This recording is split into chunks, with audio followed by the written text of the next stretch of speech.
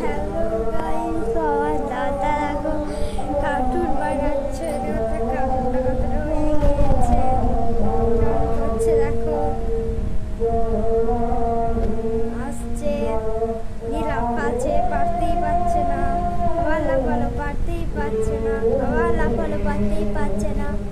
Idea দেখে কি করে, গাছে চাপছে, পারবে খেললো। ও এটা ভাবছে।